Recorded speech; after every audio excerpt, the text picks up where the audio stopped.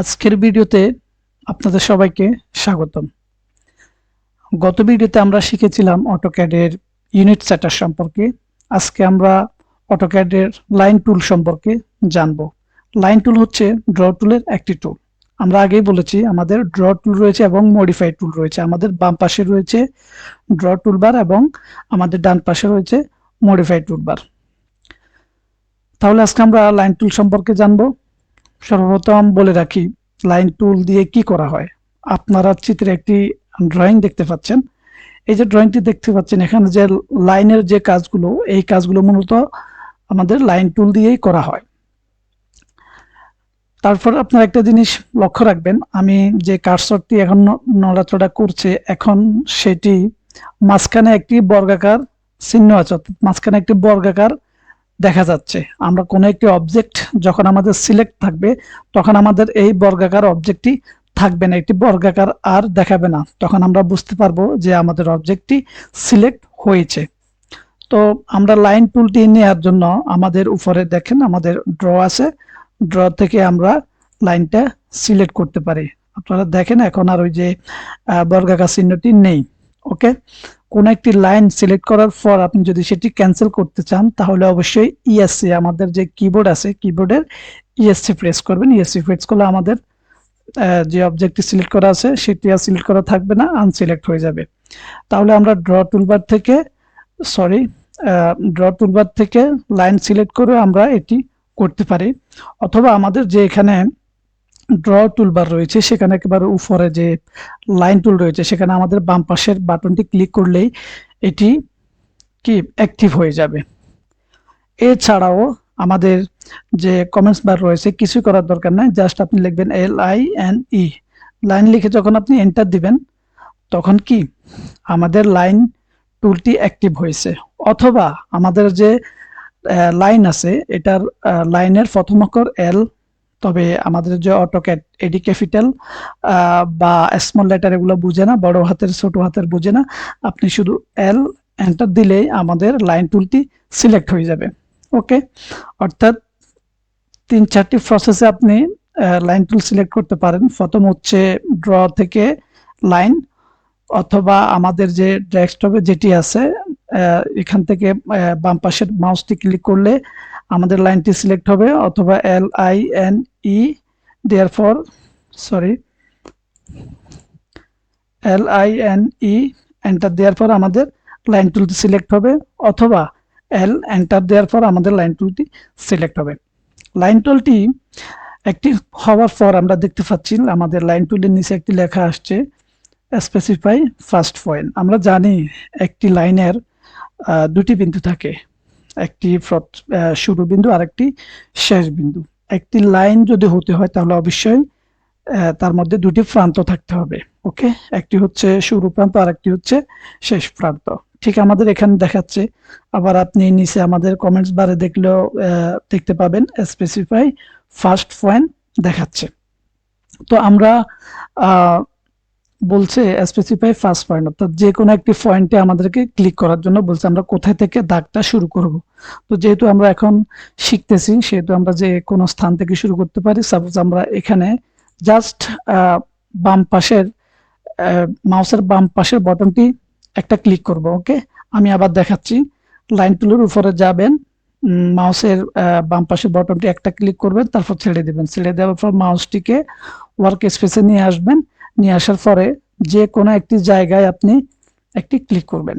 Click করার পর আপনারা দেখতে পাচ্ছেন মাউসটিকে যত ডান দিকে বাম দিকে আপনি যেদিকেই নেন, আমাদের লাইনটি কি বড় হতে থাকবে, অর্থাৎ আমাদের লাইন টুলটি অ্যাক্টিভ হয়ে গেছে। এখন আমি যে কোনো দিকে গিয়ে একটি লাইন আঁকতে পারি। সাপোজ আমি এতটুকু পর্যন্ত একটা লাইন আঁকলাম, এতটুকু পর্যন্ত আমি একটি লাইন নেব। তারপর কি করবেন, আবার মাউসের লেফট বাটনটি ক্লিক করবেন।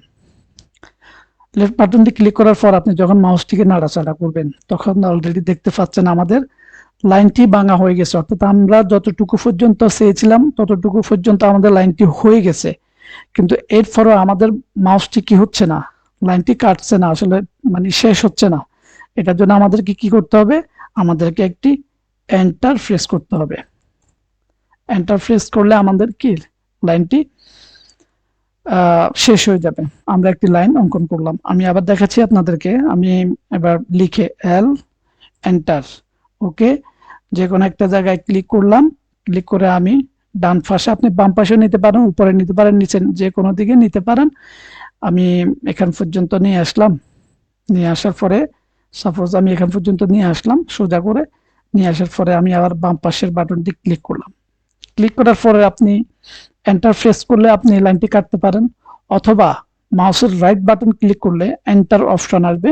এই এন্টারে আপনি ক্লিক করলেও আমাদের লাইনটি কেটে যাবে। আর একটা সিস্টেম হচ্ছে, আমরা লাইন টুল সিলেক্ট করলাম, যে কোনো একটি পয়েন্টে ক্লিক করলাম। অলরেডি আপনারা খেয়াল করলে দেখতে পাবেন নিচে অলরেডি লেখা দেখা যাচ্ছে যে স্পেসিফাই নেক্সট পয়েন্ট। আমাদের মাউসের যে কার্সরের ওইখানেও লেখা আছে, আবার আমাদের যে কমেন্ট বার আছে কমেন্ট বারেও লেখা আছে স্পেসিফাই নেক্সট পয়েন্ট। অর্থাৎ নেক্সট পয়েন্টটা আমরা এখানে দিলাম। দেওয়ার পরে আমরা যদি ই এন্টার দিই, ই এন্টার, কেটে গেছে।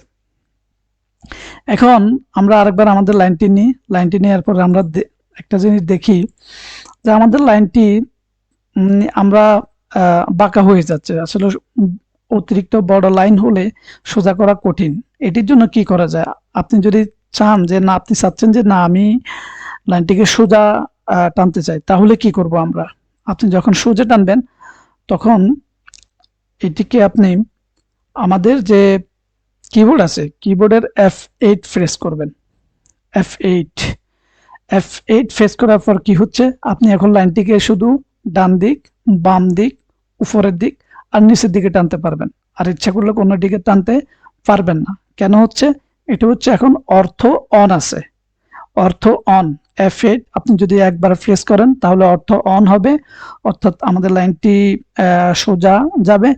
আর আপনি যদি অর্থ অফ করে দেন, অর্থাৎ F8 যদি আবার প্রেস করেন, তাহলে আপনি লাইনটি আবার আঁকা বাঁকা করে টানতে পারবেন। আমরা আবার প্রেস করেছি, আবার আঁকা বাঁকা করে এটি যাচ্ছে। অথবা আপনি নিচে এখানে যে অ্যাঙ্গেলের মতো একটি জিনিস দেখতে পাচ্ছেন, এটি হচ্ছে মূলত অর্থ অন, অর্থ অফ।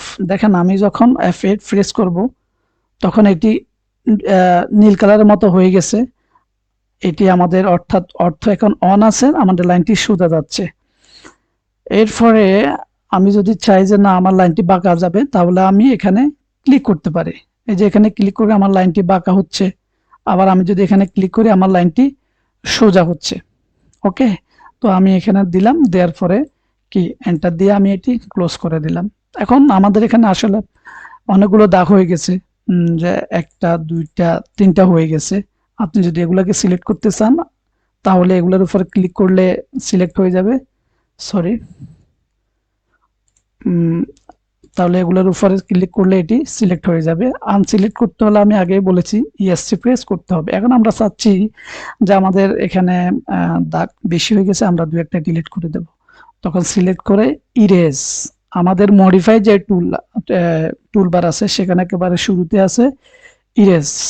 আপনি ইরেজে যদি ক্লিক করেন তাহলে আমাদের এগুলো ডিলিট হয়ে যাবে। অথবা সিলেক্ট করে ই এন্টার, অর্থাৎ ইরেজের যে প্রথম অক্ষর আছে সেটি ই এন্টার, অথবা সিলেক্ট করে ডিলিট, অথবা সিলেক্ট করে মাউসের রাইট বাটন ক্লিক করলে এখানে যে ইরেজ আছে, ইরেজে ক্লিক করলে আমাদের দাগটি চলে যাবে। অর্থাৎ দাগ না, যে কোনো অবজেক্টকে আপনি সিলেক্ট করে অনেকভাবেই এটিকে ডিলিট করতে পারেন। ওকে, আচ্ছা, এখন আমরা দেখি যে আমরা তো চাচ্ছি যে না, আমরা তো এতক্ষণ যে দাগগুলো টানলাম এগুলো তো কোনো মেজারমেন্ট নেই, কিন্তু আমি চাচ্ছি যে আমি মনে করেন 1 মিটার অর্থাৎ 120 সেন্টি আমি একটি দাগ টানবো, এটি আমরা চাচ্ছি 120 সেন্টি। অর্থাৎ আমার এখানে এখন মিলিমিটার আছে, যেহেতু মিলিমিটার আছে তাহলে আমরা 1 মিটারের একটি দাগ টানতে চাই। সেটি আমরা কিভাবে টানবো? সেটি টানার জন্য আমরা লাইন টুলটি সিলেক্ট করলাম, সিলেক্ট করার পরে যে কোনো একটি পয়েন্টে ক্লিক করলাম। ক্লিক করার পরে কিছুই করতে হবে না, জাস্ট আপনি শুধু লিখবেন 1000 মিলিমিটার সমান 1 মিটার। ওকে, আমরা 1 মিটার রাখবো, 1000 লিখে একটা এন্টার দিবেন। এন্টার দেওয়ার পর দেখেন আমাদের দাগটি কি ভেঙে গেছে। এরপর আরেকটা এন্টার দিবেন, আরেকটা এন্টার দেওয়ার পরে আমাদের কি হয়ে গেছে, একেবারে লাইনটি ভেঙে গেছে, আমাদের যে 1 মিটার সেটি চলে এসেছে। এখন আমরা এটা কিভাবে দেখব যে আমাদের এখানে 1 মিটার হয়েছে বা না হয়েছে, দেখার জন্য আমরা যাব আমাদের এখানে ডাইমেনশন। ওকে, ডাইমেনশন, আমি পরে ডাইমেনশন নিয়ে বিস্তারিত আলোচনা করব, এখন জাস্ট জানার জন্য। ডাইমেনশন থেকে লিনিয়ার, অর্থাৎ সোজা কোনো কিছু পরিমাপ করার জন্য আমরা লিনিয়ারটা নেব। লিনিয়ার লিনিয়ার দিয়ে লিনিয়ার নিলে কি করতে হবে, এটার পরিমাপ বের করতে আমাদেরকে দুই পাশে কি দিতে হবে। প্রথমে আমরা এটা সিলেক্ট করব, লেফট বাটন ক্লিক করে ছেড়ে দেব, ছেড়ে দেওয়ার পর আমরা মাউসটাকে এই পাশে নিয়ে আসব। এই যে স্কয়ার হয়ে গেছে, একটি বর্গাকার হয়ে গেছে, এখন একটি ক্লিক করে উপরের দিকে টান দেব, দেখেন এখানে 1 মিটার। ওকে, 1 মিটার। এখন আমরা এটি ডিলিট করতে চাইলে কি করতে হবে, সিলেক্ট করে ইরেজ, ওকে, কন্ট্রোল জেড দিলে আবার আগের অবস্থা ফিরে আসবে, অথবা মাউসের রাইট বাটন ক্লিক করলে ইরেজ, ওকে, কন্ট্রোল জেড দিলাম, অথবা সিলেক্ট করে ডিলিট দিলে সেটি ডিলিট হয়ে যাবে। ওকে, আচ্ছা, এখন আমরা একটি লাইন টানবো আবার, সাপোজ 500, 500, এন্টার। আমাদের লাইনটি হয়ে গেছে, আমরা আবার এন্টার দিলাম, আমাদের লাইনটি আগের মতো কেটে গেছে। ওকে, আবার আমরা মেপে দেখি আমাদের আসলে 500 মিলিমিটার হয়েছে কিনা। 500 মিলিমিটার আমাদের হয়েছে। এখন এই অবস্থায় আপনি চাচ্ছেন যে না, আমি আমার এই দাগটাকে আরো একটু বড় করতে হবে, আমার এটা হবে না, আমাকে আরো 1 মিটার লম্বা করতে হবে। তাহলে কি করবেন, দাগটা সিলেক্ট করবেন। সিলেক্ট করার পরে শেষের প্রান্ত অথবা প্রথম প্রান্ত, এই যে প্রথম প্রান্ত অথবা শেষের প্রান্তে একটি ক্লিক করবেন। ক্লিক করার পরে এই পাশে হালকা ডান পাশে নিয়ে যাবেন, আর কিছু করতে হবে না, জাস্ট কতটুকু বাড়াবেন আপনি। সাপোজ আপনি আরো 1 মিটার বাড়াতে চাচ্ছেন, তাহলে 1000, এন্টার দিয়ে দিবেন। বাস, আমাদের দাগটি কি হয়েছে, 1500 মিলিমিটার হয়ে গেছে। আমরা ডাইমেনশন থেকে লিনিয়ার দিয়ে দেখি যে আসলে আমাদের 1500 হয়েছে কিনা। দেখেন আমাদের 1500 অলরেডি হয়ে গেছে। তো এভাবে আপনি লাইন লাইন টুলের কাজ করবেন। এরপরে লাইন টুলটা সিলেক্ট করলেন, আপনি চাচ্ছেন যে এটিকে আমি অন্য কোথাও নিয়ে যাব, মাঝখানে ক্লিক করলে আপনি ইচ্ছা করলে এটাকে উপরে অথবা নিচে নিয়ে যেতে পারেন। জাস্ট লেফট বাটন ক্লিক করবেন, উপরে নিচে করবেন, বাস এটি চলে যাবে। এখন এটি তো একদম সোজা যাচ্ছে, তাহলে বাঁকা তেরা করে নেওয়ার জন্য আমাদেরকে কি করতে হবে, কিবোর্ড থেকে F8 প্রেস করতে হবে। তাহলে আপনি এটাকে যে কোনো দিকে কি মুভ করতে পারবেন। অথবা আমাদের এখানে যেটি আছে, এই যে এখন আর এটি বাঁকা যাবে না, এটি এখন সোজা যাবে। ওকে, আর এটি আপনি যখন ক্লিক করে উঠিয়ে দিবেন, তখন এটি যেদিকে ইচ্ছা আপনি সেদিকে নিয়ে যেতে পারবেন। ঠিক আছে, এখন আমরা এটি ইরেজ করব, এন্টার। বাস, এন্টার দিলে এটি ইরেজ হয়ে গেছে। এটি হচ্ছে মূলত আমাদের লাইন টুলের কাজ।